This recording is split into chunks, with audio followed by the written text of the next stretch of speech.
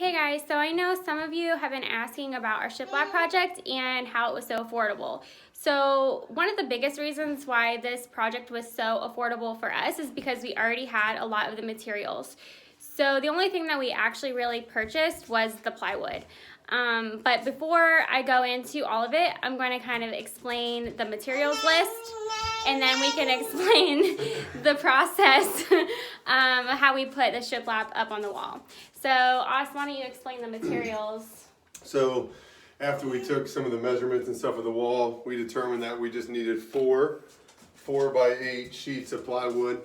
Obviously, we needed some nails and screws and things like that. But we had the nail gun and we had the table saw already. From there we just really had some cardboard left over from the move, which came in very handy.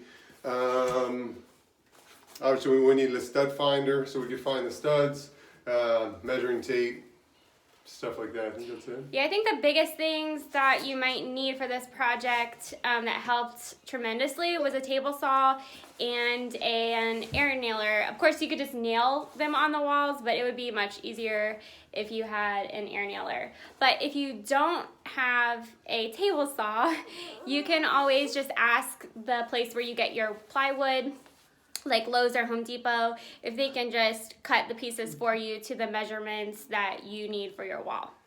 So, Oz, why don't you explain, Joey, why don't you explain how you cut the shiplap or the plywood? Okay, so we just measured it out and we knew how many pieces that we're going to need for each wall. So from there, Chelsea had determined that she wanted 6-inch in height, I guess 6 inches of height per piece of plywood. So we knew that we needed 15 on each wall, measured each wall. And then from there, this is where the cardboard had come into play.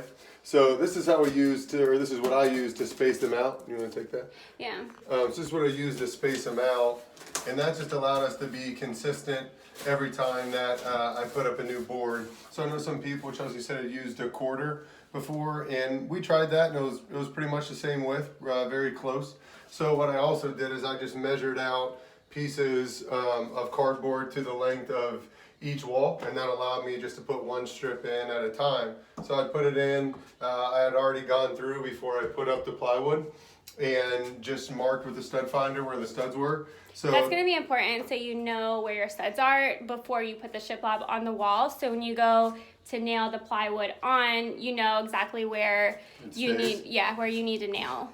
So that's what I did before I started, and then as I told you, that's where the cardboard came in, and I would just secure either side. I'd take the cardboard out and then just measure it up and knew at what point in the wall my studs were at, so I could secure it, and then on we go as we grew up the wall. Yeah, the cardboard was a really genius idea by Austin to do that, because having quarters would have been, I feel like it would have been kind of difficult to make sure that your wood was level while putting it on the wall to create an even space.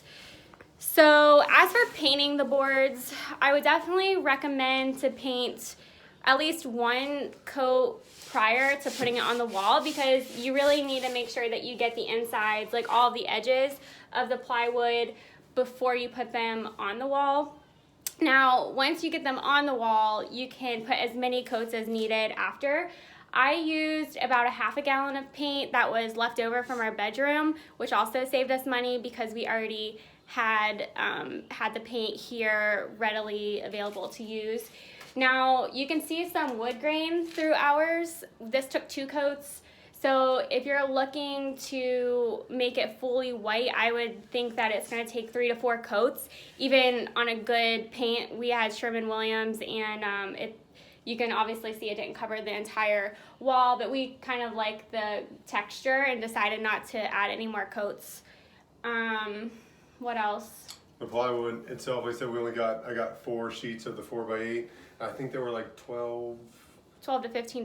Yeah, I want to say they were close. It was like $12.69 or something a sheet. And obviously you could get, I'm sure you could probably get a higher quality wood, and it would run you a little bit more. So it just depends on how much you want to spend per sheet. And ours was only like 3/8 of an inch thickness. 3/8, that's right, so You can see it's pretty thin, but it was perfect for us. We didn't really need anything that was going to be too thick.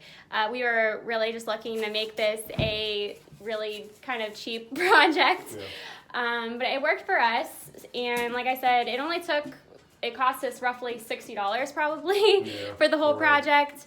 A couple other things that you might need is sandpaper. Sometimes when you do the cuts on the table saw, it'll create rough edges, and before you go to paint your boards, you can just kind of scuff the boards with sandpaper before you paint them.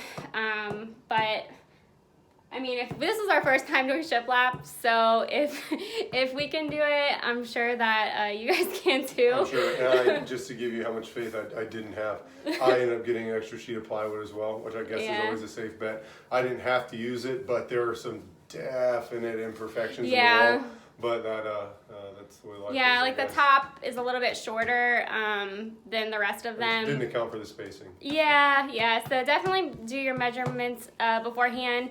And I guess a piece of advice you could share is that just to be more concise with the cutting, because you said you didn't really know. Well, I'd never done it, so I didn't really know what to anticipate fully. The other thing that I'm thinking about as we're talking here is I had a jigsaw as well, if you have any outlets or light switches or stuff like that. So that would be helpful, but it's to set that table saw right and try to make each measurement exactly the same will definitely help, just because you have to accommodate for the length of each wall, but then you also have to take into consideration that the pieces are also 3/8 of an inch thick, so that changes the length of each board just a little bit as well. So something else just to take into consideration. Yeah, I think that's about it. I think so, yeah. Yeah, so I hope good luck with your guys' project. We got a little one who's probably ready for a nap.